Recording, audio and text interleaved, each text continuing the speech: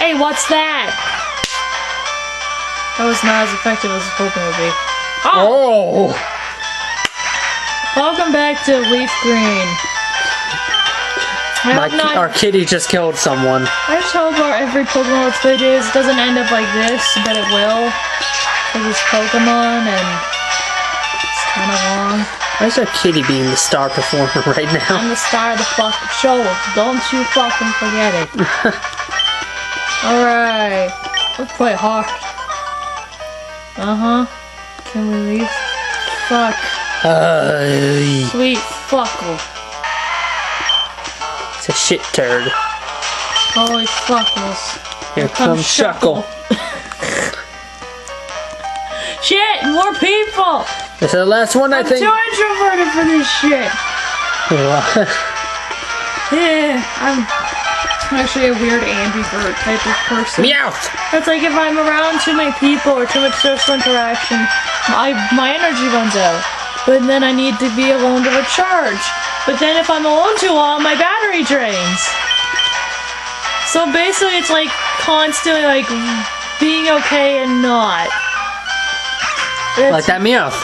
But it's just not fun, and it's all the time. What the hell's her name?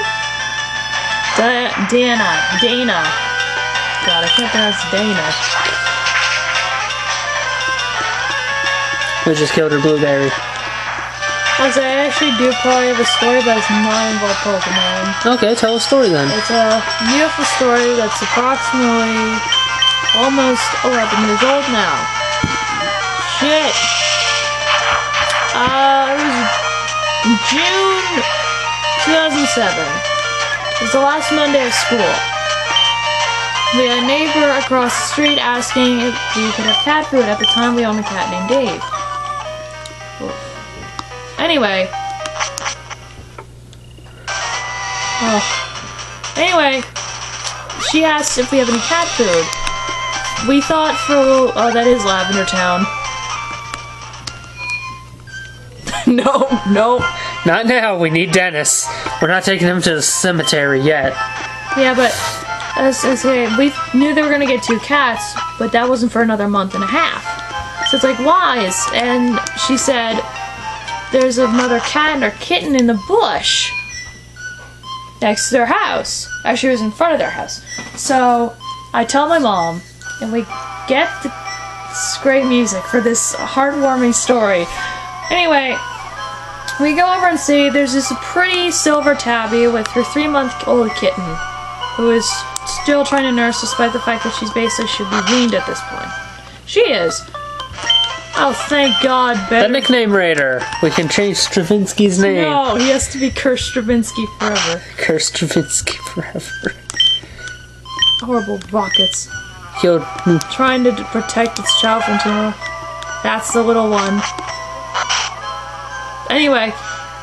We're gonna go put Olaf in the PC while you're telling this story. Alright. Anyway. There's this kid. Anyway. So yeah, we got food. We take the food. We basically get the cat across, because this neighbor I have used to live directly across the street from me. She lives a few streets away now. Anyway, we get the 2 cats to come over to our yard. My dad was out. Dave, he was probably out in the backyard somewhere, because he was an adventurer back in the day when he was an old 11-year-old son of a gun. But trust issues. But anyway, we take care of these 2. I actually named both of them as well, and you guys probably have seen one of them, Julia, and her mother, who we named Anna. And they lived on our veranda for... This is fucking sinister music for a more heartwarming story. Anyway, God, usually I can explain this a lot better. Anyway, they lived with us. We probably still have... That was the town. That's not too bad now, but it was painful in 8-bit. Anyway. Come on, brain. Anyway. On the 3rd day, on the Wednesday morning, Julia was on the veranda like usual. Her mother was not.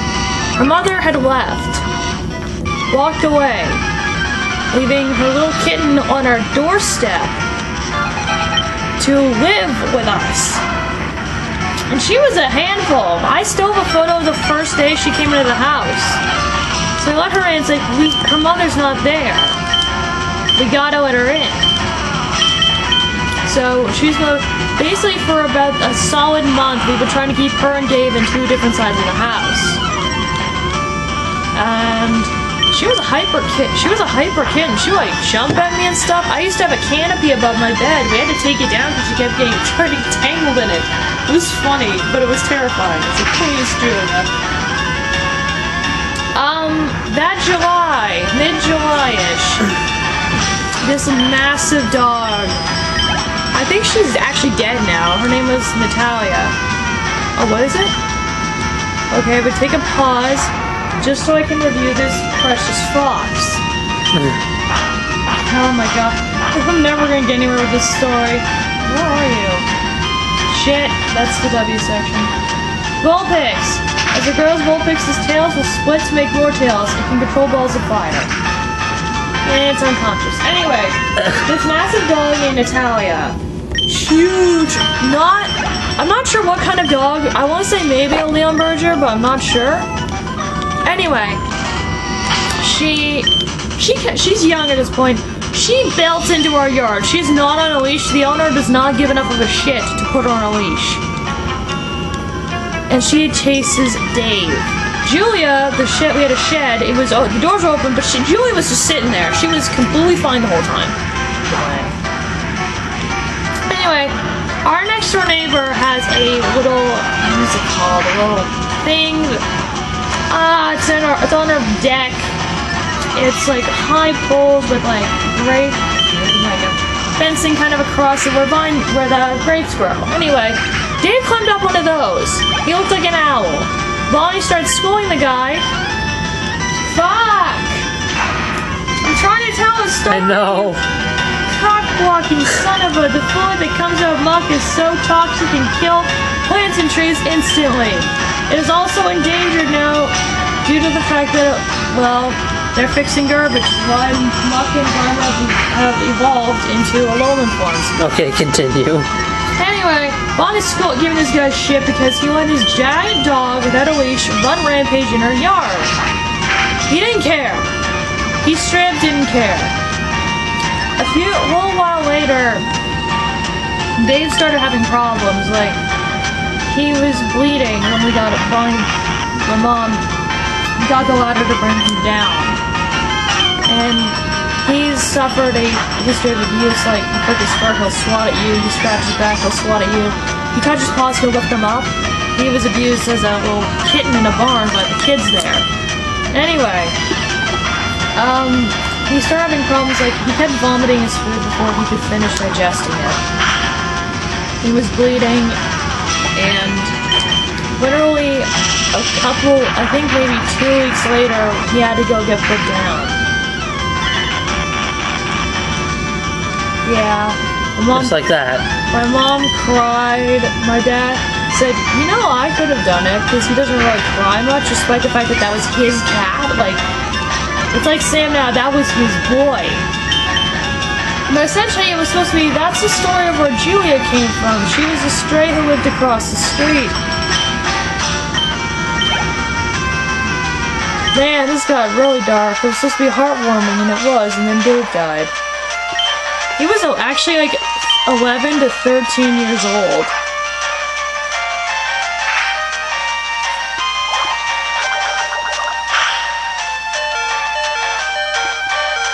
No more disabled. Get the hell back there. Anyway. Continue your story. That's it. That's how I got Julia. And as for Anna, we've never seen her. That was it. She never came back. Never saw her again. Julia's actually bigger than her mom was. And so and by guessing, Julia got all of her looks, aside from the soft fur, from her dad. It was also funny because genetically, for Literally since Julia was a kitten, we've been trying to figure out was she actually a guy or a girl, because I would call her a she regardless. And she's a girl. Why? She doesn't look at all like her mother next to the tabby fur. Oh, yeah, that's where the mute glitch used to be. Yeah. Anyway, there's your phone. And that's how I got my cat.